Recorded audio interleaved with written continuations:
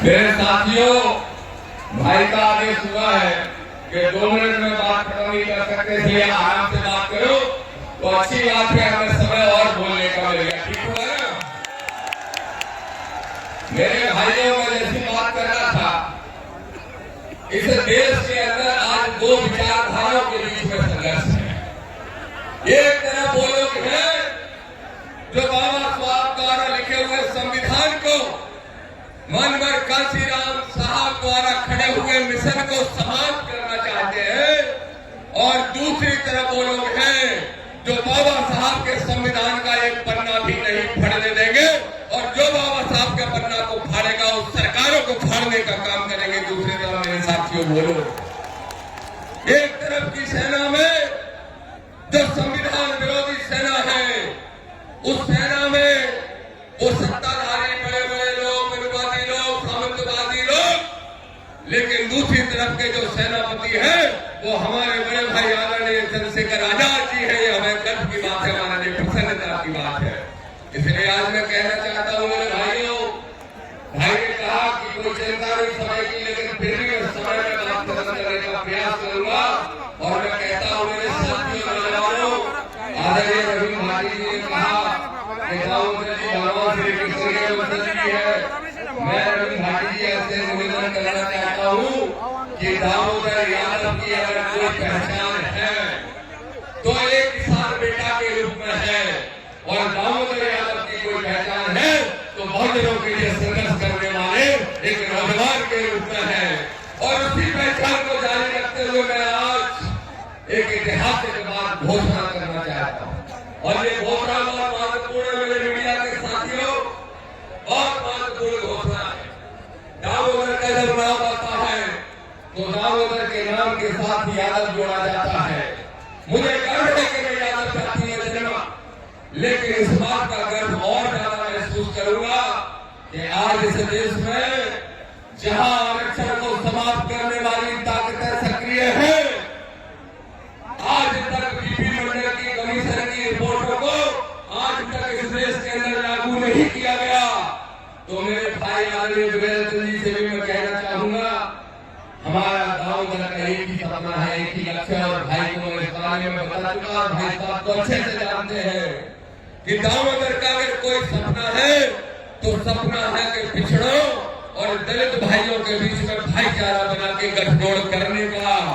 और ये गठजोड़ तब होगा, ये गठजोड़ तब होगा जब दामोदर यादव बन के नहीं, बल्कि दामोदर यादव मंडल बन के काम करने का काम करेगा। इसलिए आज भाई के सामने बोल रहा हूँ, हमारे नेता, राष्ट्रीय नेताजी के सामने बोल रहा हूँ कि दामोदर यादव के नाम के साथ आज से दामोदर मंडल लिखा जाए। मैं ये आप सबसे प्रार्थना करना चाहता हूँ। बोलो, सहमत हो? पीछे चल बताओ, सहमत हो? ताली बजा के बताओ कितने सहमत हो। तो आज से जो दामोदर का लक्ष्य होगा जीवन का, वो लक्ष्य होगा कि मंडल की कमीशन की जो रिपोर्टें हैं वो लागू हो, और प्रमोशन में रिजर्वेशन लागू हो, और हमारे जो बहुजन भाई हैं उनकी आंखों में अगर एक आंसू भी निकला तो उन आंसू का जवाब भी ईंट का जवाब पत्थर से देने का काम हम सब साथी मिलकर करेंगे। बोलो, सहमत हो गए नहीं? देखो मेरे भाइयों, लोग कह रहे थे कि दामोदर यादव वर्सेस एक बाबा चल रहा है। बाबा कौन सा बाबा? कौन सा बाबा? अच्छा बताओ, मैंने ठीक किया कि नहीं किया? देखो भाई, मैं फिर पूछ रहा हूँ, आदि प्रजापति जी भी बैठे हैं, बताइए मैंने ठीक किया कि नहीं किया? बताओ, जो बाबा अपना खुद का इलाज विज्ञान से और डॉक्टरों से कराता हो, क्या वो बाबा किसी का इलाज पर्ची से कर सकता है? नहीं कर सकता। आज मैं सिंदरगढ़ की धरती से संदेश देना चाहता हूँ, इस सिंदरगढ़ की ऐतिहासिक धरती से, ऐतिहासिक सभा से, ऐसे मध्य प्रदेश के अंदर जितने भी आडम्बर पाखंडी बाबा हैं, इन सबको आप साथ दे दो, दामोदर जेल भेजने का काम करेगा। ये बोलते हैं दामोदर ने अगर राष्ट्रपति को शिकायत कर दी, दामोदर यादव की संविधानिक यात्रा को रोकने के लिए अगर कोर्ट चला गया, तो बाबा बोलता है दामोदर की ठठरी मार देंगे। क्या बोलता है? ठठरी ठेठरी बांध देंगे। बोलो उसकी औकात है मेरी ठेठरी बांधने की? है किसी बाबा की औकात इस श्री राम और अम्बेडकर के अनुयायी की ठेठरी बांधने की? है किसी की औकात? मैं इस मंच से कह रहा हूं, सुन ले आवा बाबा टावा, सुन ले, तेरी औकात है तो सब दे दिए आरडी प्रजापति जी ने कागज। अभी तो तेरी खून माफियागिरी भी उजागर करेंगे और तुझे जेल भेजने का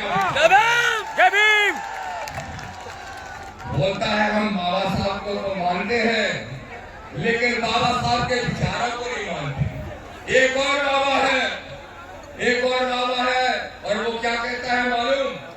वो कहता है कि भाई बेलपत्र चढ़ा दो शंकर जी पे, बच्चा चाहे 12 महीने नहीं पड़े पास हो जाएगा, कहता है, और उसका खुद का बेटा फेल हो जाता है। ये आपको शिक्षा से दूर रखना चाहते हैं, अधिकारों से दूर रखना चाहते हैं। इसलिए दामोदर यादव कहने के लिए आया है, ना आडंबर चलने देंगे इस मध्य प्रदेश में, न पाखंड चलने देंगे इस मध्य प्रदेश में, न जातिवादी घटनाएं होने देंगे, न आतंकवाद चलने देंगे। अगर इस मध्य प्रदेश में कुछ चलेगा तो जय भीम का नारा और चंद्रशेखर आजाद का नाम चलने का काम होगा। ये मैं कहने के लिए आया हूं। तैयार हो बोलो ये लड़ाई लड़ने के लिए? तो जब मैं बुलाऊंगा भोपाल तो भोपाल आओगे? हाथ उठा के बताओ कितने लोग भोपाल आओगे? साग वाले भी बताओ, बोलो कितने लोग भोपाल आओगे? और सुनो, अभी तो हम संविधान बचाओ यात्रा भी निकालेंगे, संविधान बचाओ यात्रा। और संविधान बचाओ यात्रा शुरू यहां से करेंगे, लेकिन जाएगी कहां? वही जाएगी जहां पे ये पर्चियां निकालने का काम करता है। मेरे भाइयों, मेरे साथियों, प्रशासन के लोग कहते हैं कि भाई मानवता को कायम रखना, कानून व्यवस्था को कायम रखना, वर्ग संघर्ष की स्थिति ना बन जाए। तो मैं बड़े स्पष्ट तौर पर प्रशासन के लोगों से कहता हूं, और सुन लो मुख्यमंत्री मोहन यादव, आपसे भी कहता हूं, बोलो मोहन को भी सुना दें, दो बातें सुना दें।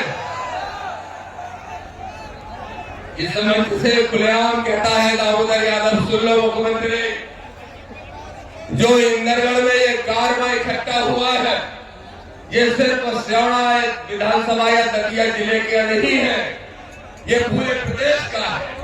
और इंदरगढ़ की आवाज मालूम कहां तक जा